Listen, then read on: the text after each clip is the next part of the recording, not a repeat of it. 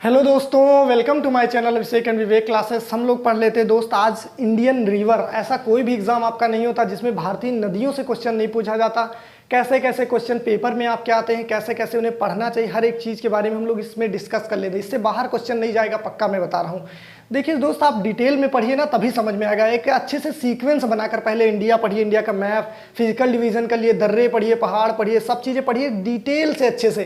कोई भी एग्जाम नहीं छूटेगा। लड़के क्या करेंगे, एक नंबर वन लाइनर ये रट रहे हैं, ये रट रहे हैं, ऐसे करके कोई भी सिलेक्शन नहीं होने वाला। दोस्त आज इतना कंपटीशन बढ़ गया है, आप लोग जब तक अच्छे से नहीं पढ़ेंगे तब तक सिलेक्शन नहीं हो सकता। इसलिए ज़बरदस्त तरीके से ही पढ़ाई कीजिए। तो हम लोग स्टार्ट करते हैं। देखिए सबसे पहले हम लोग पढ़ लेते सिंधु नदी तंत्र के बारे में। देखिए सिंधु एक बहुत बड़ी नदी है, इसमें और छोटी छोटी कई सारी आकर नदियाँ मिलती है। तो उन नदियों को क्या बोलते हैं, सहायक नदियाँ बोलते हैं, ट्रिब्यूटरी। तो देखिए यहाँ पर आपका मानसरोवर झील पड़ती है चाइना में। मानसरोवर झील से ये नदी आपकी निकलती है, ये सिंधु नदी। और ये बहते बहते बहते बहते कराची होते हुए पाकिस्तान जाकर ये अरब सागर में गिर जाती है। कौन सी नदी, ये सिंधु नदी है। ये नदी का नाम बताइए आप लोग, सिंधु नदी है। ठीक, अब इसके हम ट्रिब्यूटरी देख लेते हैं, सहायक नदियाँ कौन कौन सी हैं। देखिए यहाँ से दोस्त आपकी है जम्मू कश्मीर में वुलर झील के पास से आपकी एक नदी निकलती, झेलम नदी। तो ये झेलम नदी हो जाती, जे लिख देते झेलम। ठीक, और दोस्त इससे थोड़ा सा नीचे यहाँ से आपकी एक नदी निकलती, चिनाब नदी। ये कौन सी है आपकी, चिनाब, सी लिख देते, चिनाब हो गया आपका। ठीक, झेलम, चिनाब। उसके बाद यहाँ से रावी नदी निकल के इसी में मिल जाती है, रावी। फिर सतलज नदी यहाँ से निकलती है, पंजाब होते होते जाकर इसी चिनाब में मिल जाती है। ये आपकी कौन सी नदी, ये सतलज, ये सतलज नदी हो गया। फिर रावी निकल के इसी में मिल जाती है, झेलम, चिनाब, रावी। फिर ये व्यास है, ये क्या है, व्यास नदी। ठीक, तो इसकी 5 सहायक नदियां याद करने का ट्रिक होता है, झेलना पड़ेगा आपको यदि चरस नाम का विष पीते, ये ट्रिक है। सिंधु नदी की सहायक नदियां याद करने का ट्रिक बताइए, झेलना पड़ेगा आपको यदि चरस नाम का विष पी लिए हैं आप तो झेलना से झेलम, चा से चिनाब, रा से रावी, सा से सतलज, विष से व्यास, विष से व्यास। तो झेलम, चिनाब, रावी, सतलज, व्यास। बोलिए साथ में हमारे, झेलम, चिनाब, रावी, व्यास, सतलज, झेलम, चिनाब, रावी, व्यास, सतलज, झेलम, चिनाब, रावी, व्यास, सतलज, झेलम, चिनाब, रावी, व्यास, सतलज। अब आपसे क्वेश्चन पूछा जाएगा, बताइए वो दो कौन सी नदियां जिनका उद्गम भारत में नहीं होता है। कौन सी दो नदियां हैं, तो सतलज नदी, सिंधु नदी, इनका उद्गम कहाँ भारत में हो रहा। तो ये क्वेश्चन पूछा जाएगा। ये नहीं पूछेगा गंगा उसकी लंबाई कितनी चौड़ाई, ये थोड़े पूछा जाएगा आपसे कि यहाँ से निकली सतलज। और देखिए अब कुछ परियोजनाओं के बारे में आपसे पूछ लेता है। तो देखिए परियोजना याद करने का एक ट्रिक है, शाबाश दूल्हा फिर तू झेल, शाबाश दूल्हा तू झेल। अब देखिए शाबाश दूल्हा, ये जो परियोजना है ये चिनाब पर है। देखिए सा से हो गया आपका सलाल परियोजना, बा से बलबिहार परियोजना, सा से सतलज परियोजना, फिर दूल्हा से दुलंदी परियोजना। तो ये सबसे बड़ी इसकी सहायक कौन है, चिनाब नदी। देखिए चिनाब ही आखिर में जाकर सिंधु से मिलती, बाकी सारी नदियां इसी में आकर मिलती हैं। तो सिंधु की सबसे बड़ी सहायक नदी क्वेश्चन पूछेगा तो क्या बताएंगे, चिनाब नदी। सिंधु की सबसे बड़ी सहायक चिनाब नदी। और देख लेते हैं हम लोग, देखिए तू झेल तो तुलबुल परियोजना झेलम नदी पर है। तू झेल तुलबुल परियोजना कहाँ पर है आपकी, झेलम नदी पर है। ठीक, याद रहेगा, शाबाश दूल्हा तू झेल। सलाल परियोजना, बलबिहार परियोजना, सतलज परियोजना, दूल्हा से दुलंदी परियोजना, तू झेल तुलबुल परियोजना झेलम नदी पर है। कोई समस्या तो नहीं। ठीक, आगे बढ़ते हैं। देखिए सिंधु नदी का जल विवाद होता है पाकिस्तान से। तो 1960 में एक समझौता कर लिया गया हम लोगों ने कि भैया जो ऊपर की 3 नदियां इनका 80% पानी रख लेंगे कौन, पाकिस्तान। इनका 80% पानी कौन रखेगा, पाकिस्तान। ठीक, बाकी 20% पानी कौन लेगा, केवल इंडिया लेगा, 20% केवल इंडिया। लेकिन जो नीचे वाली 3 नदियां हो जाती, इनका 80% पानी कौन रखेगा, भारत। बाकी कौन रख लेगा, पाकिस्तान। तो ऐसे पूछ सकता है सिंधु जल समझौता कब हुआ था, 1960 में। किसके साथ हुआ, तो पाकिस्तान के साथ हुआ। समझिए कि नहीं। तो इस सिंधु जल समझौता के बारे में हो जाता। सिंधु नदी आप बताइए जल्दी जल्दी।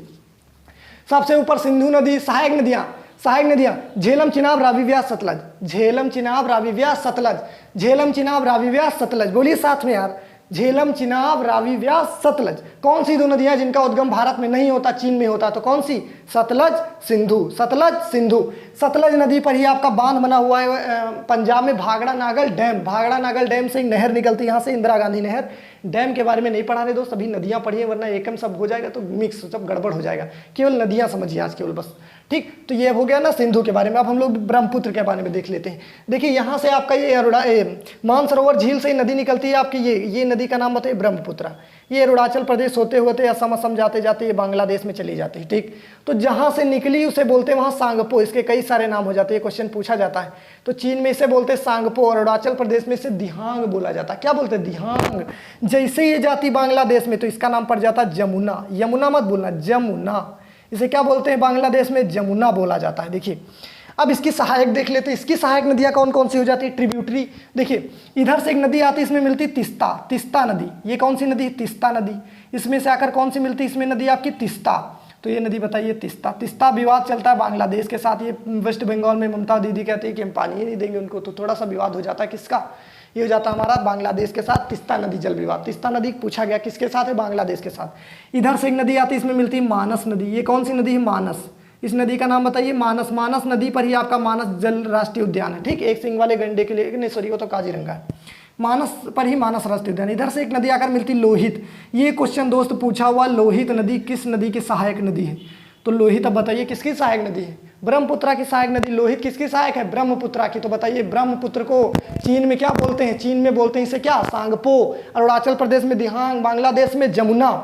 फिर देखिए मानस नदी, लोहित नदी, तिस्ता नदी, ये तीन इसकी क्या हो जाती है, सहायक नदियां हो जाती हैं, ठीक। अब सबसे इंपॉर्टेंट है गंगा नदी तंत्र। गंगा नदी तंत्र बहुत ज़्यादा इंपॉर्टेंट है, उसमें बहुत सारी नदियां आकर मिलती हैं, उसको पढ़ लेते हैं हम लोग। उससे एग्जाम में बहुत ज़्यादा, इसका एक बार स्क्रीनशॉट ले लीजिए आप लोग। अब हम क्या पढ़ लेते हैं, गंगा नदी तंत्र। गंगा के बारे में अब पढ़ लेते हैं अच्छे से।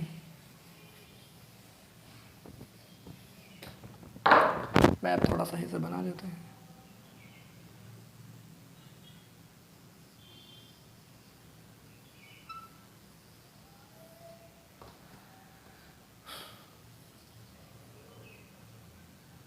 अब देखिए दोस्त, हम गंगा के बारे में पढ़ लेते हैं। थोड़ा सा इधर सही नहीं बना है,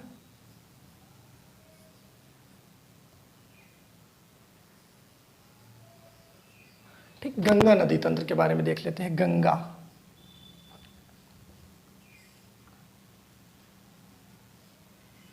तंत्र, देखिए दोस्त, गंगा नदी आपका यहाँ उत्तराखंड के पास में, थोड़ा सा कम से कम आप समझिएगा दोस्त, हम समझा रहे हैं, ठीक। ये गंगा नदी आपका उत्तराखंड में निकलती कहाँ पर, ये उत्तराखंड में गंगोत्री से। अब इसके बारे में मैंने एक वीडियो बता रखा। गंगा नदी भी कई सारी नदियों से मिलकर बनी होती है, प्रयाग व्याग सब बता रखा, देख लीजिएगा आप लोग। ये आपकी कौन सी नदी है, ये आपकी गंगोत्री से, गंगोत्री, गंगोत्री से ही आपके निकलती है यहाँ पर मान लीजिए गंगा। अब ये गंगा उत्तर प्रदेश बिहार, उत्तर प्रदेश बिहार होते होते होते पश्चिम बंगाल होते हुए चली जाती कहाँ पर, ये चली गई सीधे कहाँ पर, ये सीधे बांग्लादेश होते हुए चली जाती बंगाल की खाड़ी में, ठीक। गंगा नदी।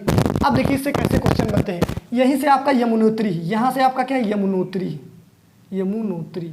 यमुनोत्री के पास कौन सा पर्वत पड़ता है, कोई बता सकता है, बंदर पूछ।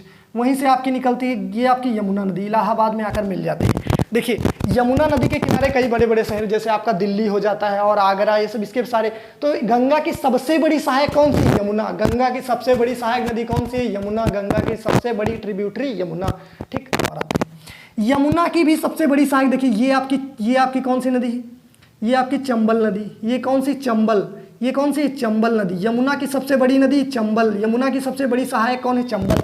देखिए यार इसमें जाकर मिले तो इसकी सहायक हो गई, इसमें कौन सी बहुत बड़ी बात है, ठीक। गंगा की सबसे बड़ी सहायक तो यमुना हो गई, नीचे से जाती चंबल नदी तो चंबल इतनी बड़ी सहायक हो। इसमें बहुत सारी काली, केन, बेतवा बहुत सारी मिलती है, तो इंपॉर्टेंस। ये आपकी नदी बेतवा नदी और ये केन नदी। ये कौन सी बताइए, ये बेतवा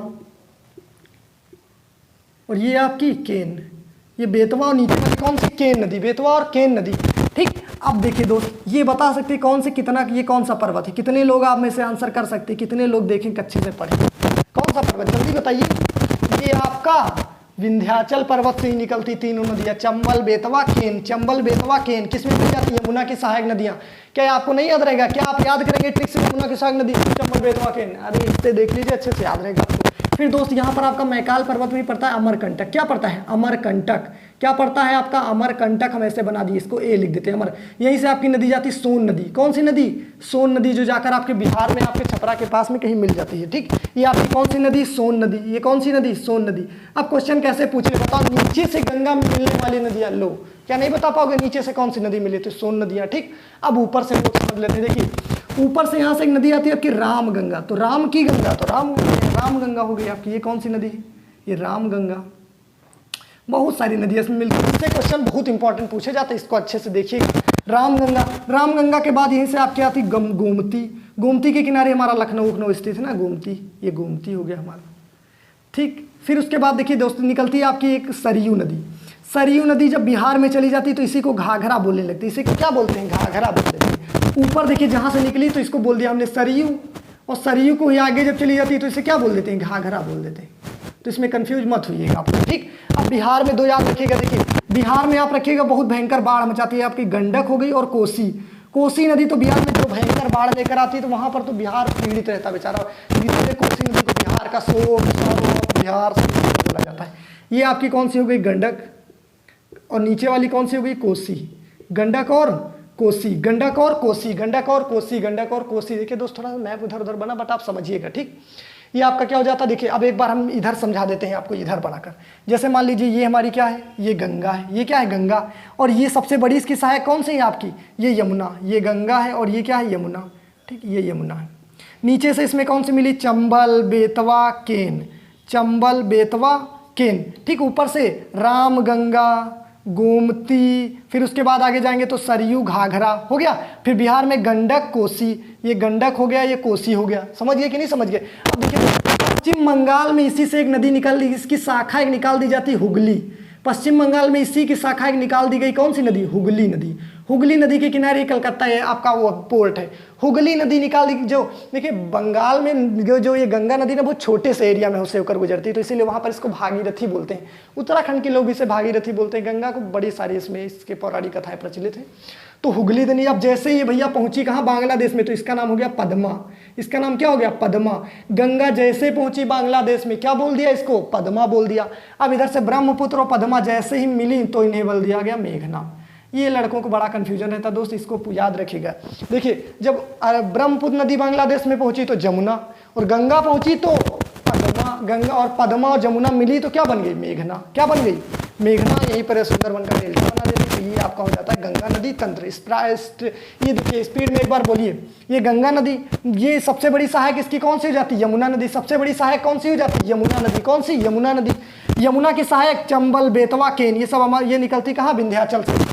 फिर आपके नीचे से सोन भी जाती है, अमरकंटक से निकलती है। ऊपर से आपका रामगंगा, गोमती, सरयू, गंडक, कोसी, ये सब इसके सहायक है। और हुबली नदी इसी की क्या है, एक ब्रांच है। इसी की क्या है, एक ब्रांच है। याद रखिए, इसका स्क्रीनशॉट लीजिए साथ में। अब हम आपको पढ़ा देते हैं नीचे प्रायद्वीपीय भारत की नदियां, बस नदियां खत्म हो जाएंगी। एक बार स्क्रीनशॉट लीजिए, मिटा देते हैं इसको।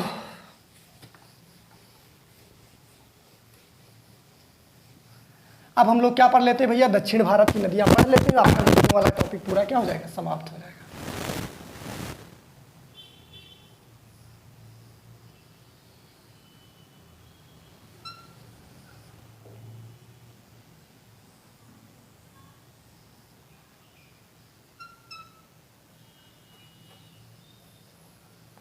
चलिए समझिए यार, ऐसे ही नीचे वाला आप देखिए, बस देखिए यहाँ पर आपका नासिक के, महाराष्ट्र में नासिक से नदी निकलती है। महाराष्ट्र के नासिक से, महाराष्ट्र के नासिक से, एन लिख देते हैं यार, नासिक से नदी इधर से निकल के जाती है गोदावरी। नासिक से कौन सी नदी निकल जाती है, गोदावरी। ये गोदावरी नदी, गोदावरी नदी पर ही नागार्जुन सागर, नहीं इस पर नहीं, ये आपका गोदावरी, वो सब बाद में हम आपको बता देंगे, इसमें कन्फ्यूजन हो जाएगी फिर। ये गोदावरी नदी, गोदावरी नदी को दक्षिण की गंगा भी बोलते हैं, इसे वृद्ध गंगा भी बोल देते हैं। इसे क्या बोल देते हैं, इसे दक्षिण की गंगा, या इसे क्या बोल देते हैं, वृद्ध गंगा, या इसे क्या बोल देते हैं, वृद्ध गंगा।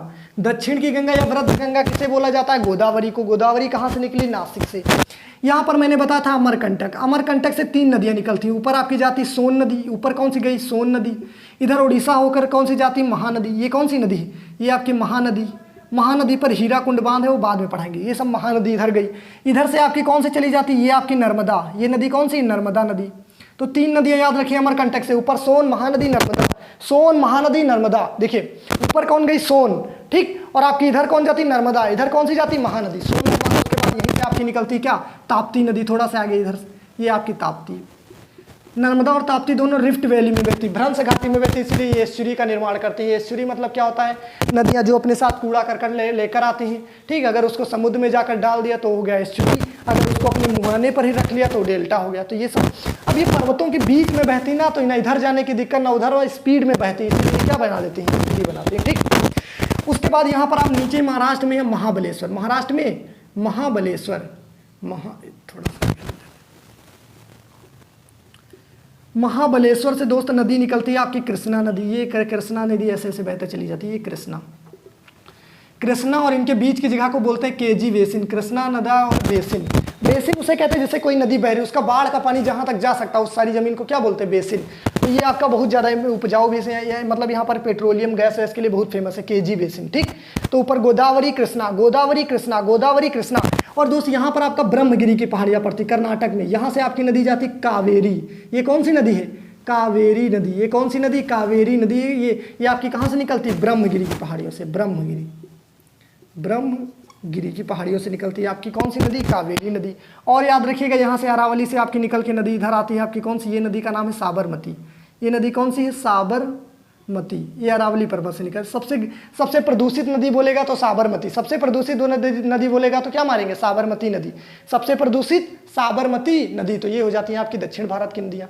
देखिए अमरकंटक से ऊपर सोन महानदी, नर्मदा, सोन। अब इससे नीचे से जस्ट यहाँ से आपका सतपुड़ा पर्वत पड़ता है, यहाँ से आपकी ताप्ती।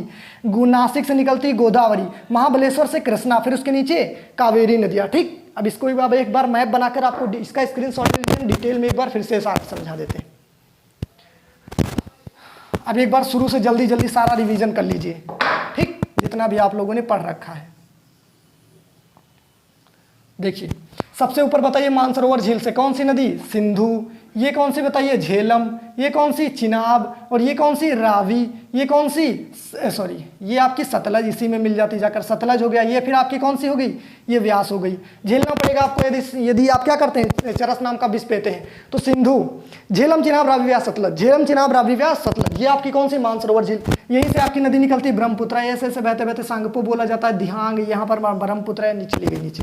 इधर से आपकी कौन सा नदी? मानस, लोहित, तिस्ता। मानस, लोहित, तिस्ता, मानस, लोहित, तिस्ता। गंगा पर आइए, ये गंगा ऐसे ऐसे जा रही थी यहाँ से। और ये सबसे बड़ी सहायक इसकी यमुना, नीचे से चंबल, बेतवा, केन, और फिर ये सोन नदी। ऊपर से राम, गंगा, गोमती, घाघरा या सरयू, गंडक और आपका कोसी, है ना। वेस्ट बंगाल में इससे कौन सी अलग हो जाती है? यहाँ पर हुबली शाखा। ठीक, नासिक से गोदावरी, और फिर उसके बाद में नीचे से महाबलेश्वर से कृष्णा, और फिर ब्रह्मगिरी पहाड़ियों से कावेरी, है ना। फिर यहाँ अमरकंटक से 3 नदियाँ, ऊपर सोन जाती थी, इधर नर्मदा, इधर महानदी, ऊपर से ये साबरमती। काम खत्म नदियों का, समझ गए कि नहीं? ऐसे पढ़िए, उसके बाद हम देख लेंगे नदियों के बांध वगैरह। इसको एक बार पढ़िए, रिवीजन करिए, जहाँ पर आप बैठे हैं वहाँ पर बोलिए 3-4 बार, है ना दोस्त। अच्छा लगे तो प्लीज़ लाइक दे दीजिए। Thank you everyone.